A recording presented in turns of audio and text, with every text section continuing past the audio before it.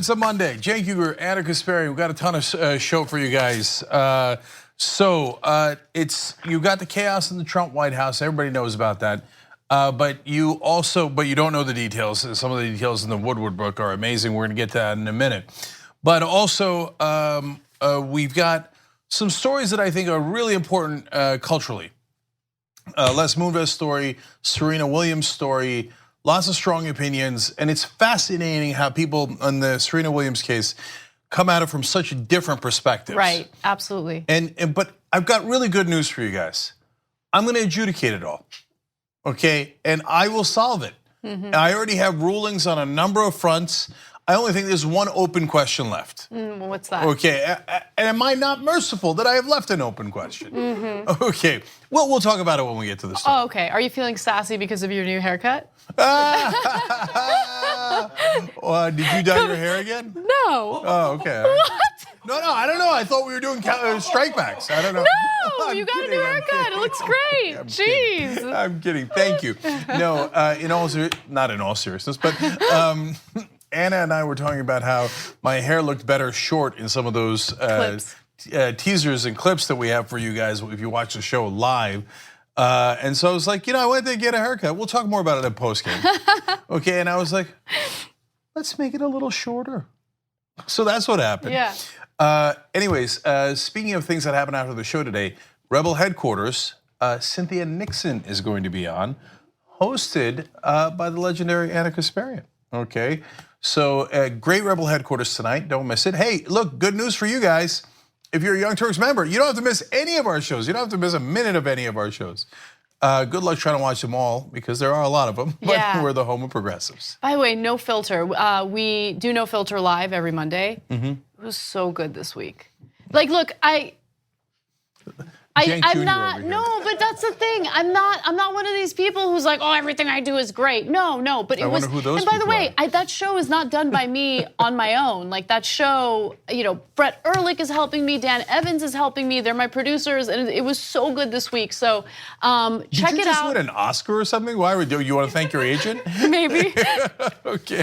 But anyway, just check it out. If you don't have YouTube TV, you can check it out on podcasts. Any podcast system that you use, iTunes, whatever else there is, check it out. It's on Spotify too. Yes, Didn't know that. Why? Okay, super last thing, guys. We got to do the stories. Yeah. But have you noticed John plugging the Damage Report podcast? Yeah, and he's getting his ratings way up. He's jealous. Oh, yeah, I don't know. Stop, Cenk. Cenk likes to exploit my competitive nature, and it's working. Don't do it. I don't know. Maybe you should rate No Filter's podcast as well. Give it a good 5-star rating. 5-star. Okay. If you don't like it, don't rate it at all. Just move along. Okay, that's where John and Anna disagree. He says, screw it. Just rate mine even if you don't like it. Oh, yeah, you can rate his if you don't like it. There you go. Okay, we're having fun. All right, guys, we got a lot of show ahead. Let's do it. What's next? All right. Oh, by the way, sorry. I forgot to tell you guys. I told you, hey, this is how you get all of our shows, except I didn't tell you how.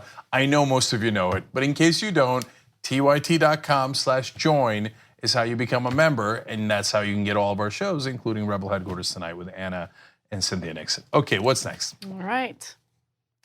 Bob Woodward's book is going to be available for public purchase this week, and over the weekend, he did his round of interviews with major news shows. There were a number of comments that he made about, or elaborations he made about portions of his book that have already made news that I think are important to kind of discuss on the show today. So let's go to the first video where Woodward talks specifically about Trump officials taking documents off his desk so Trump doesn't carry out disastrous policies.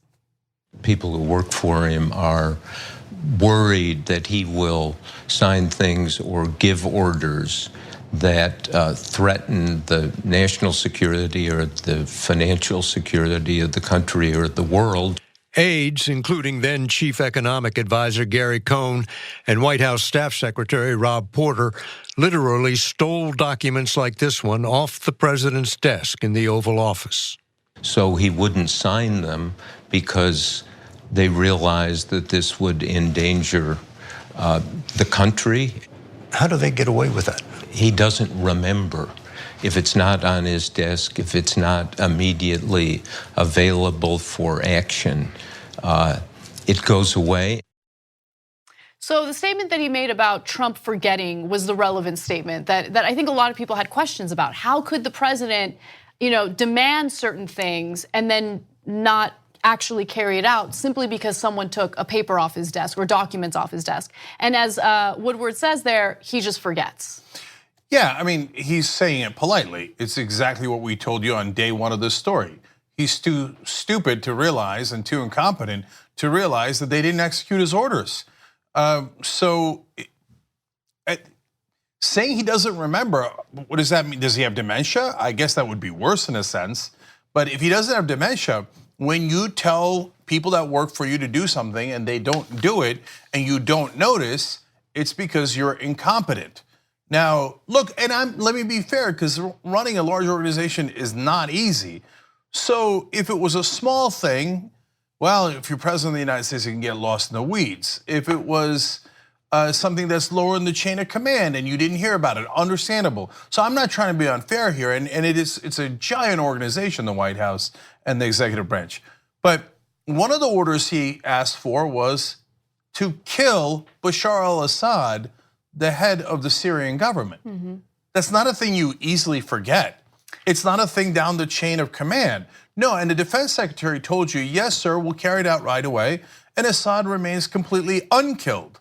And so that's saying that you forgot that is saying either, yes, you clearly have dementia, or you're just such an idiot that anybody can tell you, oh, yes, sir, of course, sir, and then you don't notice and you forget because you have no mind at all. That's the thing. The debate is whether he lost his mind or never had a mind to lose in the first place. Right. So, you hear all these debates throughout the press regarding why Trump reacted the way he did, which was no reaction at all when members of his own administration didn't carry out tasks that he told them to carry out.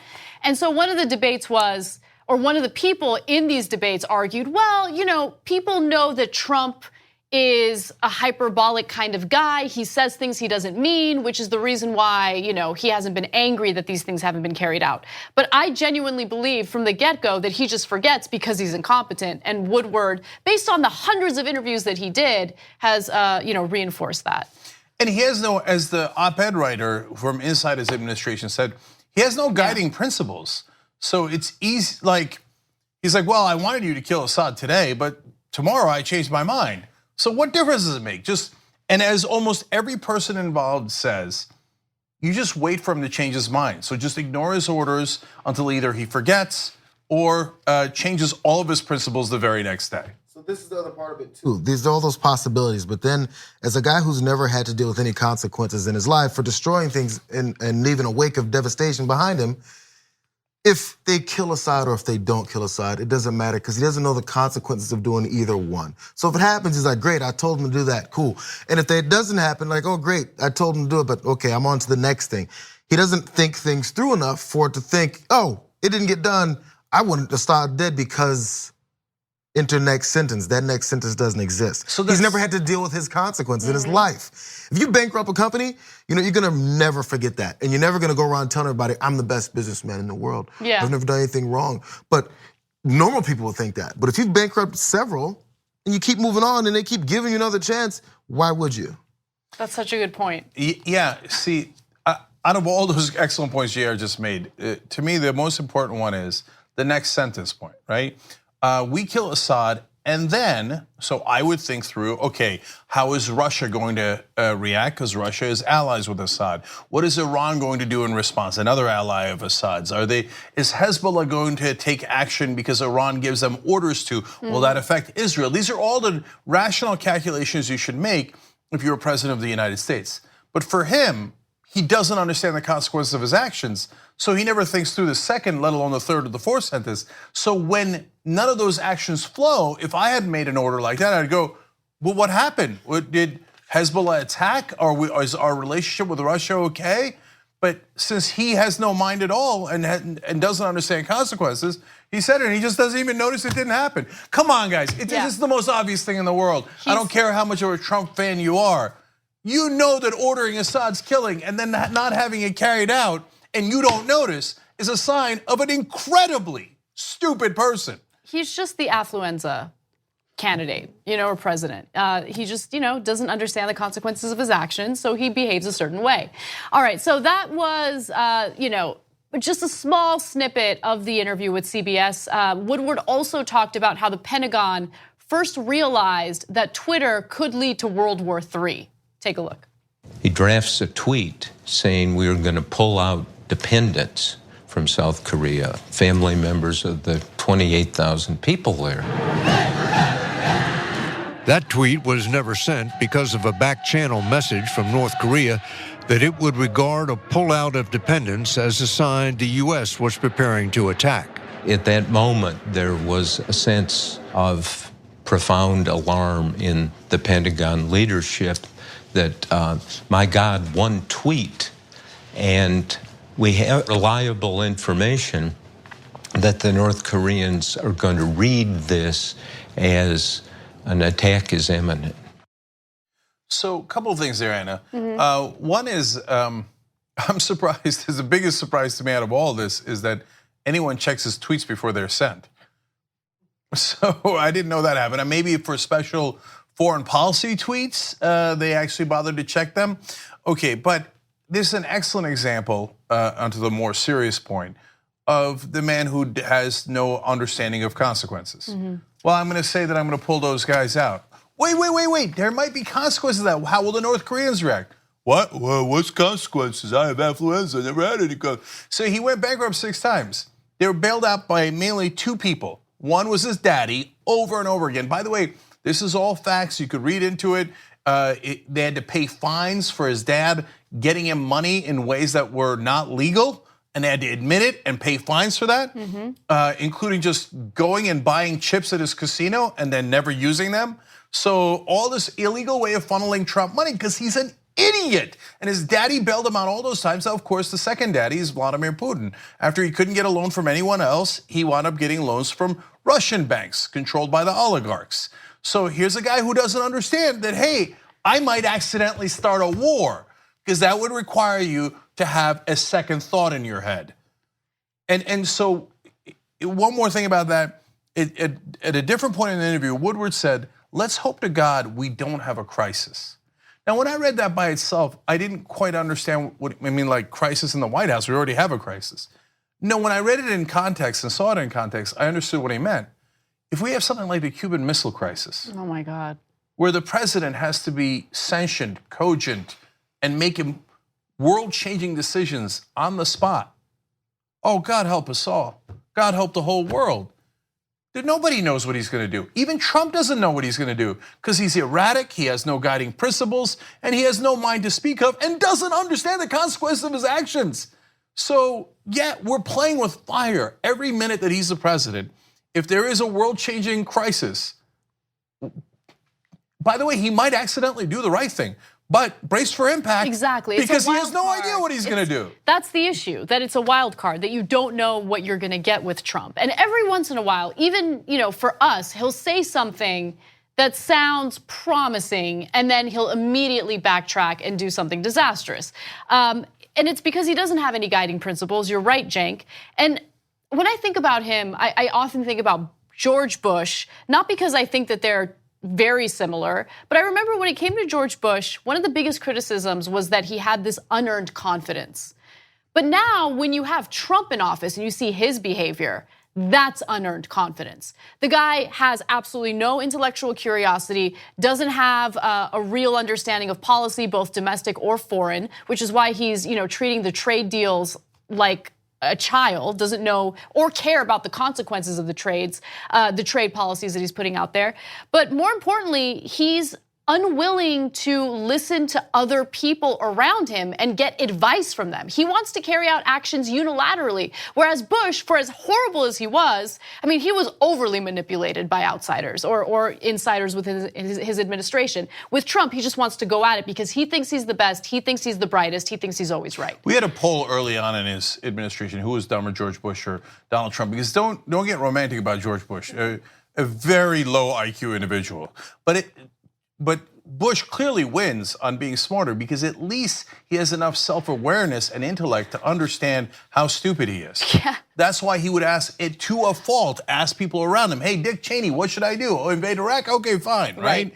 Donald Trump doesn't even have the capacity to understand how maniacally stupid he is. Right. So to give you an example. I actually have an example for you. Go ahead. Can I go to this example Yeah. first because it's somewhat newsworthy? So Trump is freaking out over the Woodward book. It's obvious based on the number of tweets he's put out in regard to it. And so here's the tweet that stood out to me. He said, the Woodward book is a joke, just another assault against me in a barrage of assaults using now disproven unnamed and anonymous sources. Many have already come forward to say the quotes by them, like the book, are fiction. Dems can't stand losing. I'll write the real book. No, you won't. No, you won't. Like, he's not going to write a book. He's not capable of writing. Maybe someone can ghostwrite a book for him. But like, it gives you a sense of how much unearned confidence he has. He can't even craft a single tweet without making a mistake in it. But he's going to write a book. So he's got a number of books out. They were all ghostwritten. Yes. Of course, he doesn't have the intellectual capacity to write a book, not even close. In fact, almost all of his ghostwriters have now come out and said, God help us all. Whatever you do, you got to get him out. I spent time with him. Total idiot. Couldn't write a sentence, let alone a book. But forget that. They ghostwrite for a lot of people. They're like, no. If you're in the room with him, you understand he's a danger to everyone because he's a guy with no conscience, no intellect, and doesn't realize either. So the analogy I was going to use, or metaphor I was going to use, is Ann Richards once said about George W. Bush that he was born on third base and thought he hit a triple. Donald Trump was born on third base and thought he kicked a field goal. Okay, that's the difference. They're two different sports. Yeah, you got it. She doesn't know much about sports, but at least she knows that. All right, so I want to get to the final part of this interview that stood out to me personally. So Gary Cohn. Gary Cohn and Trump had a bit of a tumultuous relationship, and a lot of it had to do with Trump's reaction to the Nazi rally in Charlottesville, Virginia. Take a look. When economic advisor Cohn was upset over the president's reluctance to condemn white supremacists for the violence in Charlottesville, he went into the Oval Office to resign. Trump said, you can't resign. I need you to do tax reform. And he said, if you leave, this is treason. And Trump talked him out of resigning. Afterwards, Chief of Staff John Kelly, who had been in the room, pulled him aside. Cohen wrote this down. Quote from General Kelly, if that was me, I would have taken that resignation letter and shoved it up his 6 different times, end quote. Yeah, I can't stand that quote from John Kelly. So our job here is to keep it real and tell you the truth no matter how it cuts. So I should be applauding that, saying, oh, okay, you see that there's an example of Donald Trump being an idiot, et cetera. But John Kelly, what do you mean you would have done the resignation letter and shoved it up his ass? You are still his chief of staff. You could resign too. I mean, why? Gary Cohn is Jewish, and so he is particularly mad, according to this story, because they were chanting, the Jews will not replace us, blood and soil. These are Nazi chants in Charlottesville, and Donald Trump said there's good people on that side, on the Nazi side. But John Kelly, you don't have to be Jewish to be outraged by that. I'm not Jewish, and I'm livid over it. So you had a chance to resign 6 times over. You didn't, and on that issue and 100 other issues, and you never took that chance. So please spare me your crocodile tears. Yeah, you're right. I mean, John Kelly on multiple occasions has expressed how much he dislikes working in the Trump administration, but he has never actually taken the step of resigning, of saying, no, you know what, I can't stand for what's going on here. So look, I think it's far more courageous to stand up to Trump and actually speak against his policies and what he's been doing, his behavior, but Kelly hasn't done it. All you hear are leaks, all you see are anonymous op-eds. There's a lot of cowardice that's coming out of the White House right now. And by the way, these leaks are partly because of that cowardice. So John Kelly could resign, he could say things publicly. He's choosing not to, instead he's doing leaks. Gary Cohn eventually did resign, but only after he got the tax cut for the rich. So Charlottesville didn't do it for him. Oh, you want to say that there are good Nazis chanting the Jews will not replace us. But wait, let's do the tax cut for the rich first. So, and Gary Cohn is the guy who took papers off his desk so he wouldn't do a disastrous trade deal. All of this is not positioning for, hey, no, I was a good guy inside the Trump administration. Oh, I prevented more chaos. Oh, I did this, I did that. No. You're the greedy guy who stayed there to get credit for the tax cuts that you got for your friends. So spare me your tears, Gary Cohn. You were complicit in all of this. Resigning after what you wanted, which is that tax cut for yourself and for your friends, is not some sort of point of pride or a profile in courage.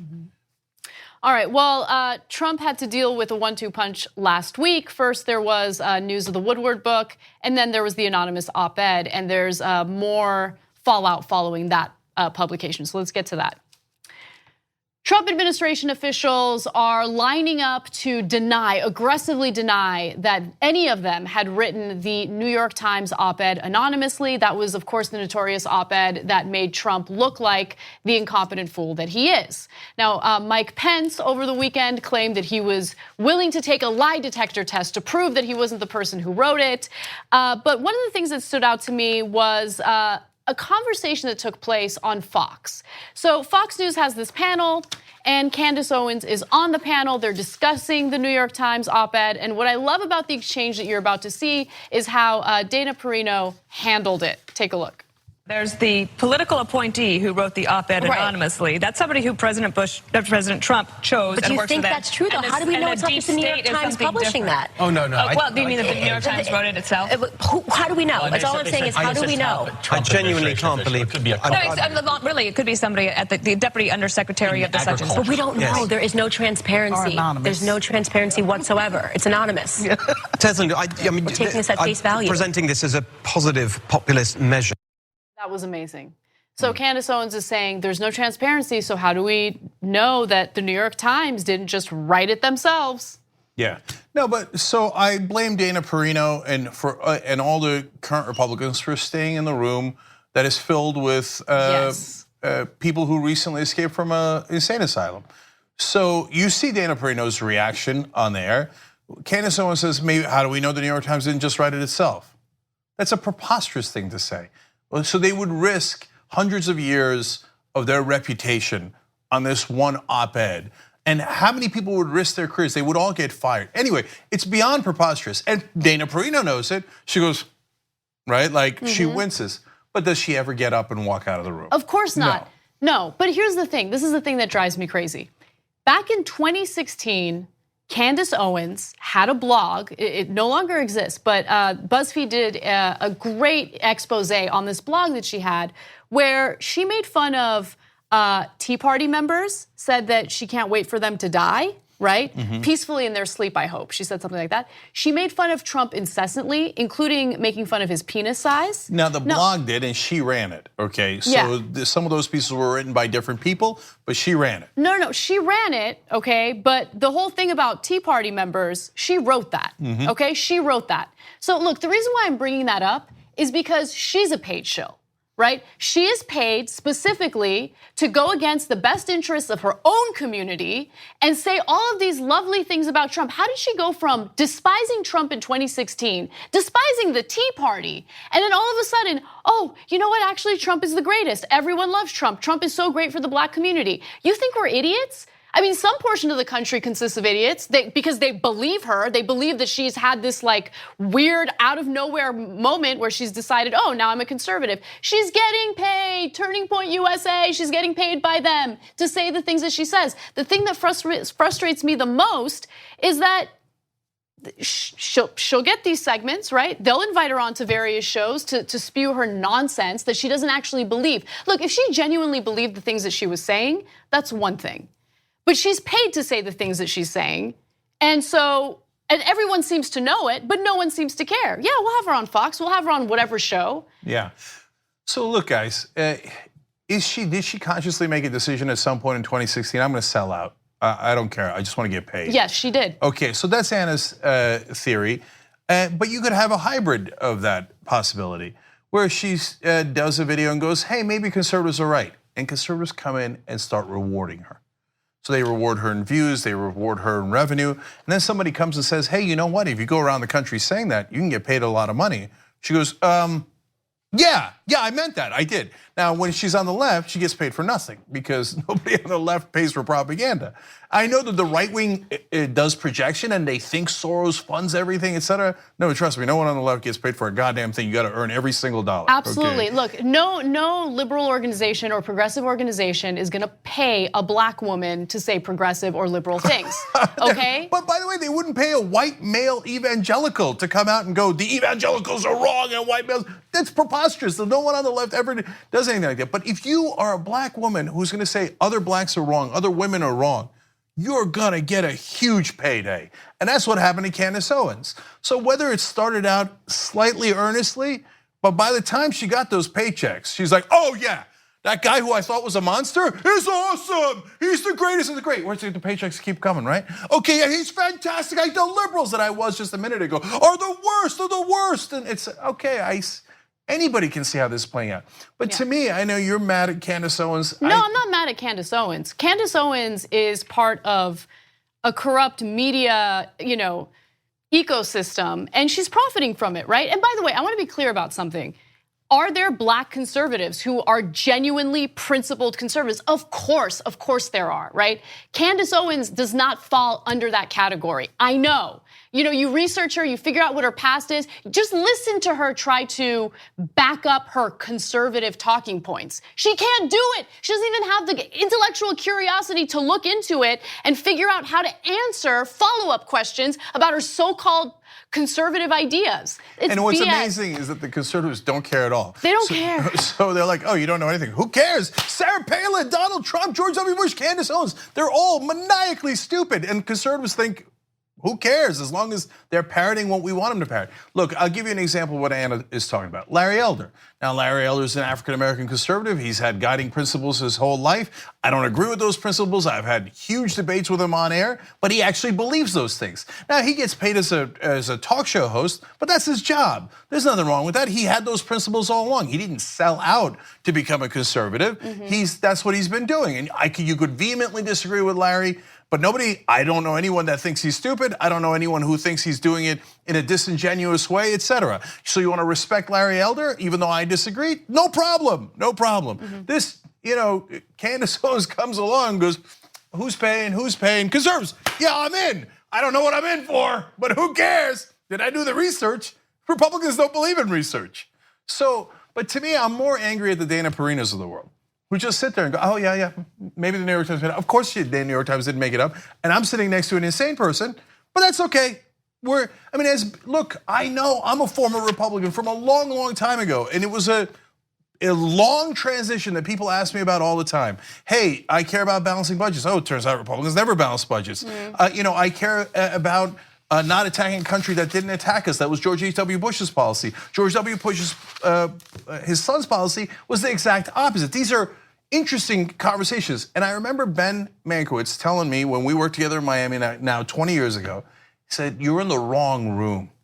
Those guys, you have principled opposition to affirmative action because you think it hurts minorities. Everyone else in the room thinks, the black people are getting too much. And by the way, I remember being in rooms where people would literally say that. And I came to the conclusion, I'm in the wrong room. So Dana Perino sits in that room. She knows she's in the wrong room. And she's just symbolic of all the other people, both in the media and in politics. You think they don't know Trump is mental? Of course they know. Dana Perino knows Trump is maniacally stupid and self-centered and a pathological liar. And all of them know it. But they're like, checks are still clearing, right? Still clearing? Yep, I'm staying in the room. And look, don't hate the player, hate the game, right? And it sounds cheesy to bring that up, but it's true. It's hard out there in the media world. And I know firsthand, we know firsthand that you pay the consequences for not selling out and for being principled. But at the same time, I just want the audience to know, I want media consumers to know where they're getting their information from and whether or not the people who are talking to them genuinely believe the things that they're saying. We need to talk about a relatively new show called the Republic, or UNFTR. As a Young Turks fan, you already know that the government, the media, and corporations are constantly peddling lies that serve the interests of the rich and powerful. But now there's a podcast dedicated to unraveling those lies, debunking the conventional wisdom. In each episode of On the Republic, or UNFTR, the host delves into a different historical episode or topic that's generally misunderstood or purposely obfuscated by the so-called powers that be, featuring in-depth research, razor-sharp commentary, and just the right amount of vulgarity. The UNFTR podcast takes a sledgehammer to what you thought you knew about some of the nation's most sacred historical cows.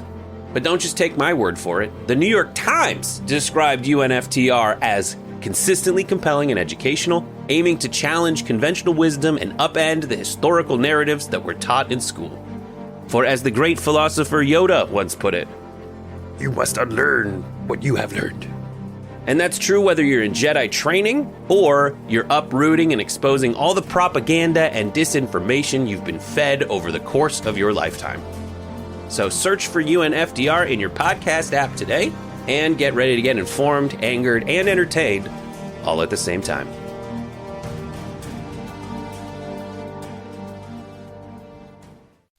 %100. All right. Let's take a break? Yeah, let's do All it. right, we got a lot more yelling to do later in the program.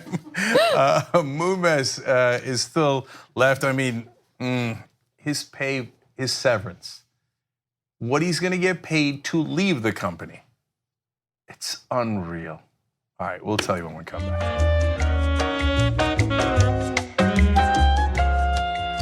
All right, back on the Young Turks. Only time for member comments here because there's a lot. Emily says, okay, Cenk, your haircut is cute. Aww. Thank you, Emily, and it's a small one. Thank you, though. Cenk is back to choosing tweets. I know, right?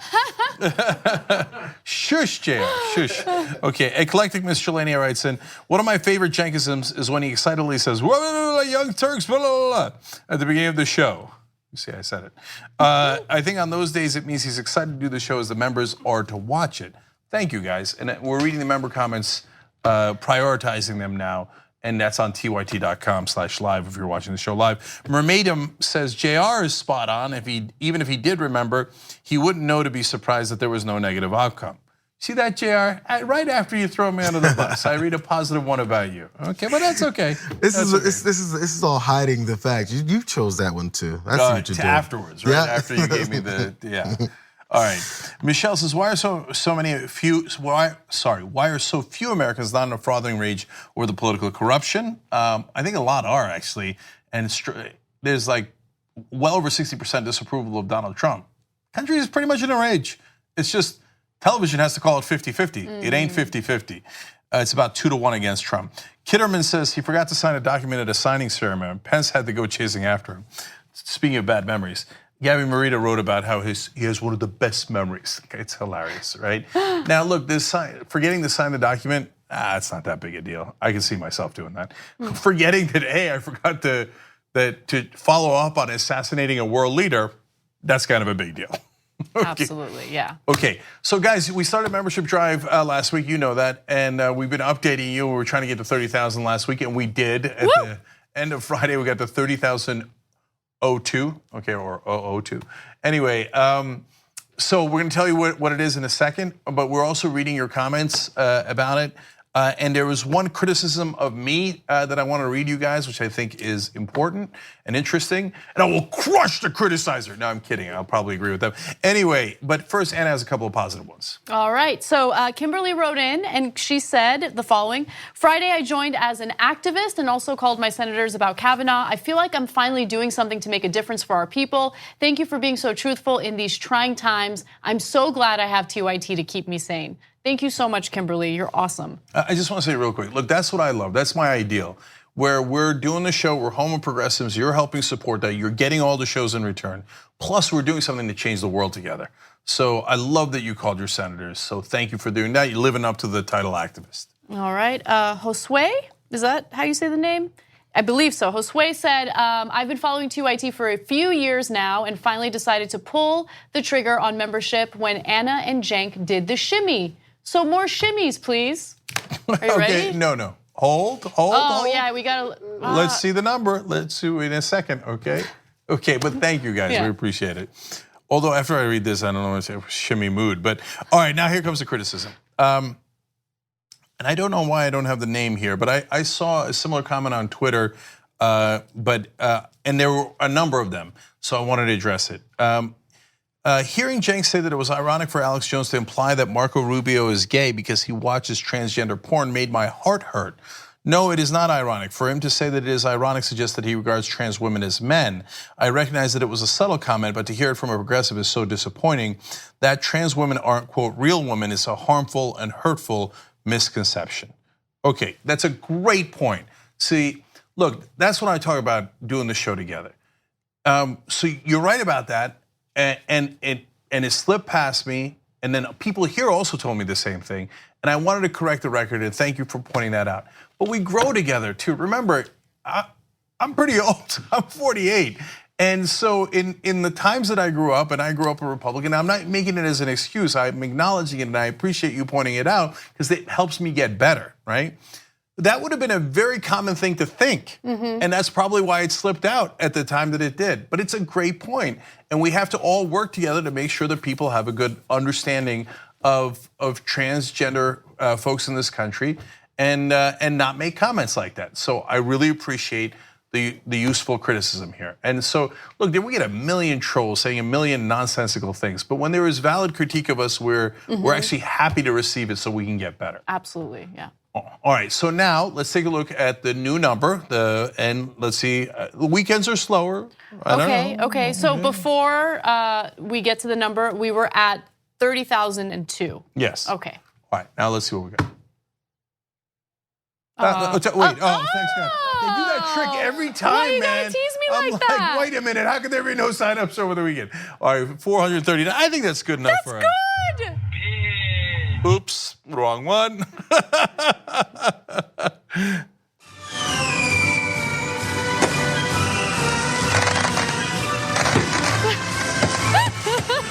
Okay, tyt.com/join. Join the fun. Get all of our shows and help our membership drive. All right, what's next? Oh, there it is. tyt.com/join. Okay, what's next? All right. White House National Security Advisor John Bolton is scoffing at the notion of the International Criminal Court going after the United States for its actions in Afghanistan, specifically its treatment of detainees in Afghanistan. Now, this International Criminal Court is one that the United States has refused to join, and John Bolton shares his disdain for the court in the following video. Take a look. In November of 2017, the ICC prosecutor requested authorization to investigate alleged war crimes committed by U.S. service members and intelligence professionals during the war in Afghanistan, an investigation neither Afghanistan nor any other state party to the Rome Statute requested. Literally any day now, the ICC may announce the start of a formal investigation against these American patriots who voluntarily signed on to go into harm's way to protect our nation, our homes, and our families in the wake of the 9/11 attacks. The ICC prosecutor has requested to investigate these Americans for alleged detainee abuse and perhaps more. I want to make a quick statement about the beginning of what he said in that video.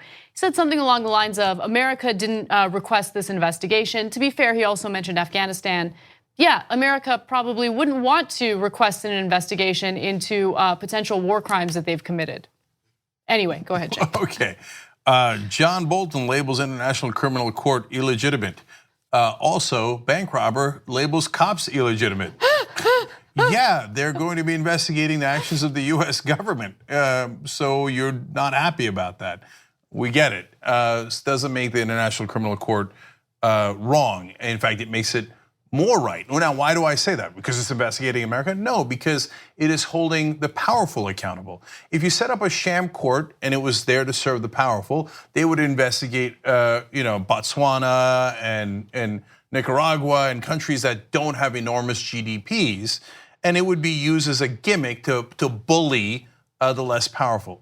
International Criminal Court actually does its job. It investigates everyone who might be committing human rights violations, war crimes, etc. And John Bolton is doing a little misdirection there. Does he care that they're going to investigate us on Afghanistan? Yes.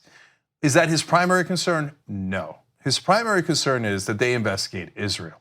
At TYT, we frequently talk about all the ways that big tech companies are taking control of our online lives, constantly monitoring us and storing and selling our data. But that doesn't mean we have to let them. It's possible to stay anonymous online and hide your data from the prying eyes of big tech. And one of the best ways is with ExpressVPN. ExpressVPN hides your IP address, making your active ID more difficult to trace and sell to advertisers. ExpressVPN also encrypts 100% of your network data to protect you from eavesdroppers and cyber criminals. And it's also easy to install. A single mouse click protects all your devices. But listen, guys, this is important. ExpressVPN is rated #1 by CNET and Wired magazine. So take back control of your life online and secure your data with a top VPN solution available, ExpressVPN. And if you go to expressvpn.com/TYT, you can get 3 extra months for free with this exclusive link just for TYT fans. That's expressvpn.com/TYT. Check it out today.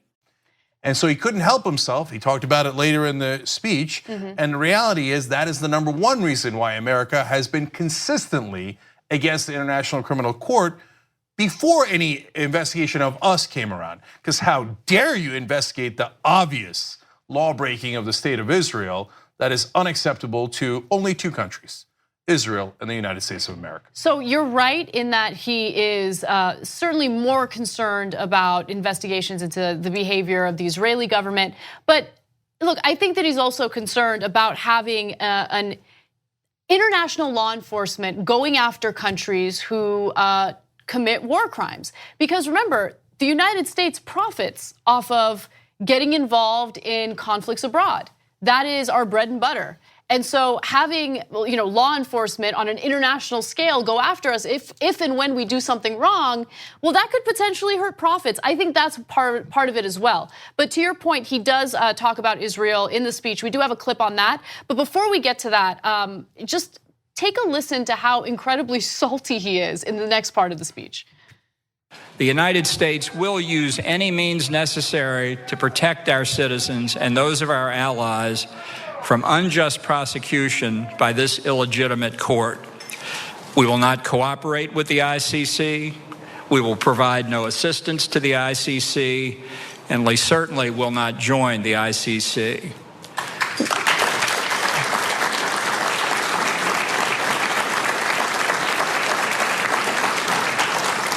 We will let the ICC die on its own. After all, for all intents and purposes, the ICC is already dead to us. He loves to talk like a tough guy. Oh man, I'd love to see him in a situation where any of that was tested. But you'll never catch any of these guys. They're all chicken hawks. They all ran from every single war. They want your kids to die in that war instead. But I did notice some salt got stuck in his mustache. Well, I mean, it's easy for us to get. So that mustache is a little too long. You got to trim it, brother. Yeah. Okay. So I appreciated some of the people in the room that did not applaud when he attacked the International Criminal Court.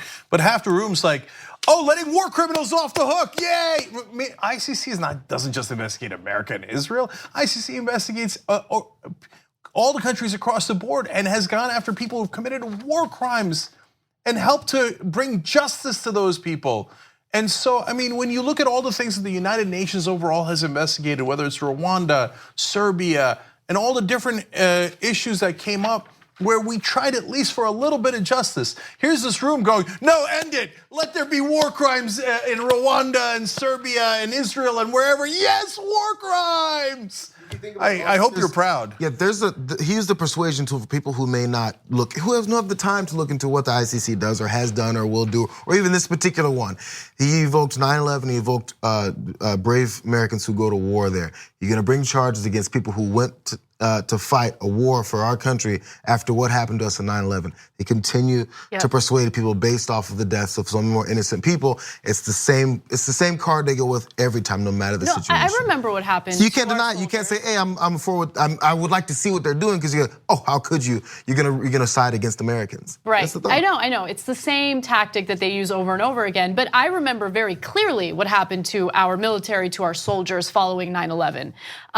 The American people were tricked into sending our soldiers to a preemptive war in Iraq. where the Bush administration purposely made it seem as though Iraq was behind 9/11 when it wasn't. I remember that. Do you guys remember that? You do, right? Yeah. John Bolton probably remembers that because he was one of the goddamn liars that did that lie in the first place.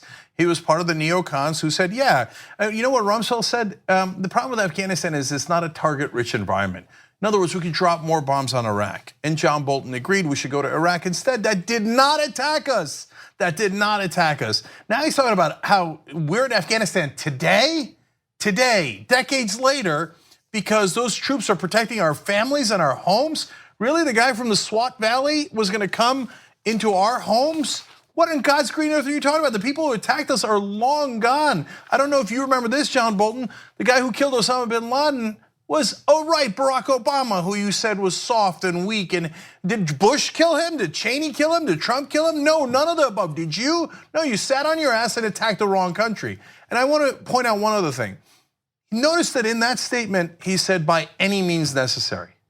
When Malcolm X says it, dangerous, radical, and we need to do something about that out of control black man.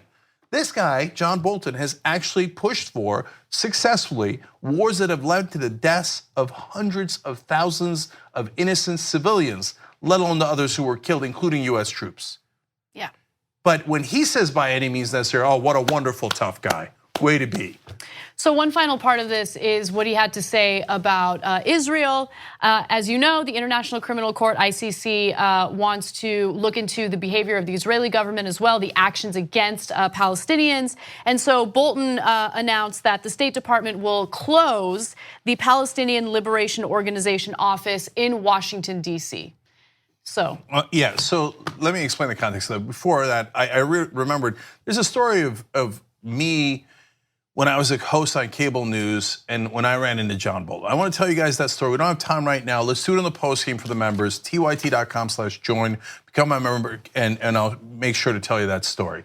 And it was actually kind of a pivotal moment for me.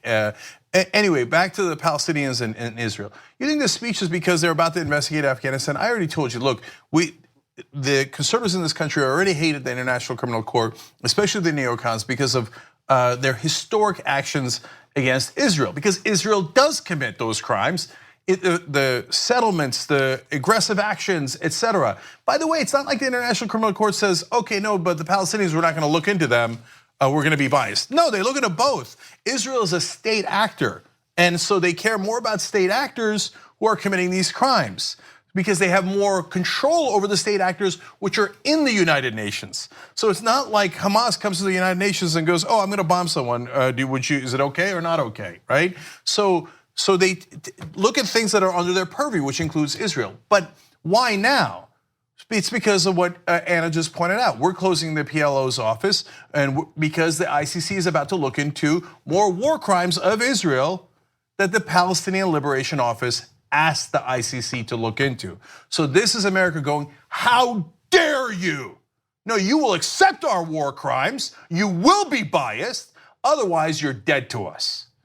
So that's who John Bolton is, that's who Donald Trump is, that's who George W. Bush is, and all of these neocons.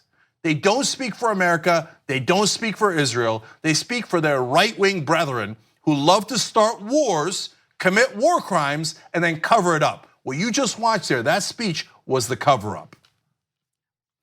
So let's take a break. When we come back, the story of Les Moonves, the head of CBS, and later on in the show, we will discuss the Serena Williams US Open kerfuffle. Yes, and I will adjudicate. I have some clear answers, but there is still one thing left to debate. As the whole country's debating all of it, wrong, only one thing. But we'll talk about that when we get to that story a little bit later in the program. Get the whole program, of course, by being a member. We'll be right back. We hope you're enjoying this free clip from the Young Turks. If you want to get the whole show and more exclusive content while supporting independent media, become a member at tyt.com/join today. In the meantime, enjoy this free segment. All right, back on the Young Turks. A couple of good tweets here. T. Joyce 1971 says, it's funny how Americans yell about law and order until someone wants to investigate them. Hashtag thugs of Washington, 100% right.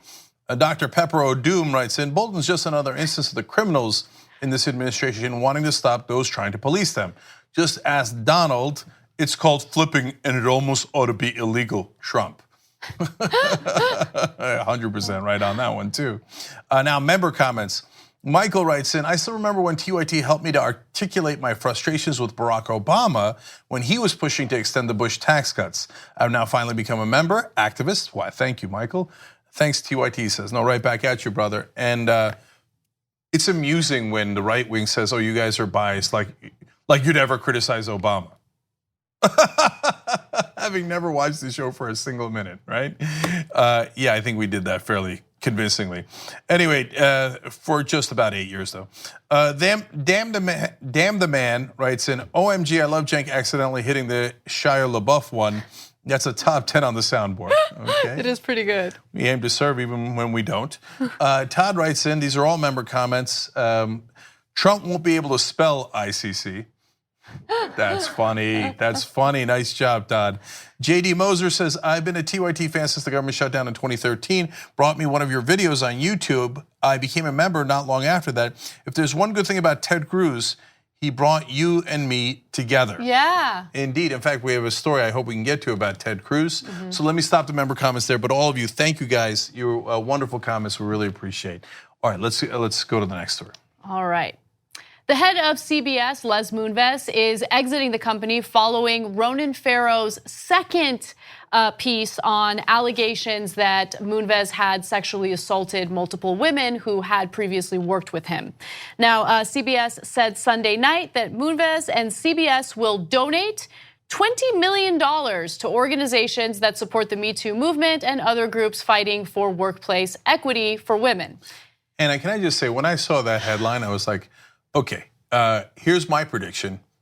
He is going to get a lot more than $20 million in his severance. 100%. Yeah. It's not like he's going to reach into his pocket and be like, oh, look, I found $20 million. I'm just out of the goodness of my heart, I'm going to give it to the Me Too movement. Yeah. I don't think so. So this donation will come out of his severance and of course, $100 million severance package. $100 million for leaving the company. For leaving the company following allegations that he sexually assaulted multiple women. So imagine where you work, right? This is the difference between the powerful and the rest of us. Where you're accused of sexually assaulting women at work and threatening to fire them. These are the accusations, okay? And in some of the instances, it is literal sexual assault that he is alleged to have done. And your boss comes to you and goes, I can't believe you would sexual assault your coworkers. It's outrageous. You're obviously fired. So here's $100 million. Look, and now let me explain. It's not like we don't get it. I understand he is a CEO. CBS did really well under his tenure. What do they call him? Something like Wall Street had a crush on him, whatever, right? Beloved by Wall Street. And oh, what a great guy. Yeah, I know, yeah, so he must be great. He's also the person who famously said that Trump is bad for the country, but great for ratings. No, that's right. Yep. Yeah, no, they called him, quote, the Wall Street hero. Oh, okay, anyway. But look, you make the stock price rise, you give shareholders value, they give you money in return. So that's the normal set of actions. And a lot of the CEOs get these huge bonuses and huge golden parachutes, even when their company loses money, and that drives me nuts. That's not how capitalism's supposed to work. In Les Moonves' case, he did make a profit for CBS. So I'm giving you the full context. So if he left under normal circumstances, that $100 million might grind your gears, but he did make CBS a lot of money. Don't care. But under these circumstances, are you serious? And of course the answer is whenever it comes to money, of course they're serious. He's gonna try to keep every dollar of it that he can. The $20 million he's giving is so that he can keep the other 80 million. Yeah, so it's a PR trick. Let me be clear about something. CBS has decided to launch an investigation to see if any of these allegations against Les Moonves are true. And they say that the severance will depend on the outcome of the investigation. So look, to be fair, and I wanna make sure we're 100% accurate in reporting this story to you guys, it has not been confirmed that he's gonna get $100,000. 100 million. I'm sorry, 100 million. Oh. $100 million, but it looks like they're headed in that direction. Yeah, I mean that is their intent. Look, now let's give you more context. and as to why he might not get that money. So he was, and why all this story might have come out in the first place. And now, look, some people might be upset at me for saying that. My job is to give you context. So he was in a huge fight with Sherry Redstone. Sherry Redstone's father, Sumner Redstone, had bought CBS about 20 years ago. They have controlling shares, but and when they wanted to merge back in with CBS, they had separated out the companies a little bit. They still had controlling interests, but the companies, I'm sorry, although these days that's a apt Freudian slip because these companies are even more powerful than countries. Anyway, the companies are acting as separate groups. Sherry Redstone wanted to bring them back in. Les Moonves fought her, and the CBS board went with Moonves. So when now a lot of the directors have been let go, they got a new board, they are going to look into Moonves's allegations. It looks like he did do them, so they'll probably find a lot of things he did do. So they might come back, and they're not, at this point, they're not friends of his. They might come back and go, well, sad day for you, Les, you're not getting 100. And so that's why Les Moonves is trying super hard to seem conciliatory so that he can get some piece of that $100 million. That's part of why he and CBS together are going, yeah, oh, me too, right? Me too, right? Yeah, 20 million, sure, of course we'll do that. And so what's the context of this story coming out? I don't know for a fact, so it might have been just a coincidence that while they're having this massive board fight, these stories come out about Les Moonves. Now, I want to be clear, I don't care that if that's the reason they came out, because they appear to be true. They're allegations for now, okay? They've got a lot of detail. You can read it for yourself in Ronan Farrow's pieces, right? So, well, if you did it, Les, then, and it's not like an alt-right attack where it's half lies and you can't tell what's true and what's not true. And so, sad day for you. But that, a lot of times when they're wrestling over control of a company, I think Harvey Weinstein might have been a similar situation. All of a sudden, one side goes, oh yeah, I'm gonna go nuclear. So I actually do care if that's the way this story came out. Now, we may never know at this point, it is speculation, but if the board members decide in the middle of this conflict, okay, well, why don't we leak this story and put it out there? That's deeply problematic. That means the board members were covering up this, this bad behavior, this criminal behavior, and then just used it to their advantage when it was good for them. So look, it's on people to figure out who at CBS knew and who at the company knew and who didn't. It's not our job, okay?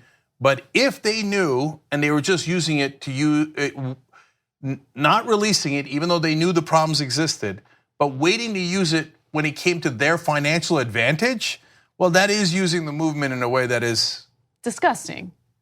Okay. I was gonna say sick. Yeah. So that's an issue, and a lot of people are weaponizing the movement, and so when you find out things like what Moonves has done, it's important that he not be in that position of power anymore, but understand that some people are using it for their advantage. So I do want to toss to a video of Ronan Farrow. He was on CNN talking about his latest piece on this, and he gives us a little more detail, so let's take a look. These are more numerous claims. These are 6 women, all of them on the record. Also describing more serious allegations. This includes multiple allegations of either physically forced or coerced oral sex. It includes a case that resulted in a criminal investigation. And the reason, Brian, that these women are coming out now is that they have been extraordinarily frustrated by what they perceive to be inaction on the part of CBS and its board. And that really is integral to what prompted this follow-up story. Les Moonves, of course, a legendary broadcasting executive, one of the best-known CEOs in America. But in recent days, there have been talks that may lead to his exit. The board of directors did hire 2 law firms as a result of your first story, and there has been reporting that Moonves may leave the company in the coming days. Do you know anything more about that? So there are a number of cases recently that we've seen where media companies have moved very quickly to remove and even fire for cause individuals subject to allegations of considerably less seriousness than these. And so these women have watched this process that you just described of, yes, outside law firms being brought in to investigate, but also Moonves being allowed to stay and continue to run the company. And now in the last week, as we reached out to CBS for comment, stories emerging that there are exit negotiations, but as of a couple of days ago, they were still talking about potentially letting him leave with a very generous exit package, up to the neighborhood of $100 million. Yeah, so obviously they did wind up taking that action, as we just told you guys. So when the story first came out, I thought, look, this looks like a pattern, and if he did it 2 times or 6 times, because 6 women had come out the first time around, he probably did it 10 times, 20 times, 60 times. So tick, tick, tick, tick, and then now we have the second shoe dropping, and now it's another 6 women. But remember, for every woman that comes forward, there are many who don't. I talked to a woman in media recently who said, look, if I come forward, that's what I'm known for the rest of my life. And do I really want that? Is that what I want to be defined by? So understand there are a lot more that might be out there. And Ronan Farrow's latest piece in The New Yorker talks about a pattern. And it was the same pattern over and over and over again. So how many times did it actually happen? God knows. And how many people knew about it and didn't do anything? That's another really, really solid question. Yeah, what Ronan said about the women coming forward because they felt frustrated that CBS as a company and its board wasn't taking any action, that stood out to me quite a bit, right? So. Yeah. So, well, at the end of the day, I'm sure that they'll try to, certainly Moonves will try to get some of that $100 million when no one's looking. But sad day for them. There are guys like Ronan Farrow on the beat, and my guess is a lot of people will be looking. Let's take a break. When we come back, the Serena Williams drama in the U.S. Open, and then later on, we will talk about Ted Cruz, his desperation, and his panic. It's awesome. Thanks for listening to the full episode of The Young Turks. Support our work, listen ad-free, access members-only bonus content, and more by subscribing to Apple Podcasts at apple.co/TYT. I'm your host, Cenk Uygur, and I'll see you soon.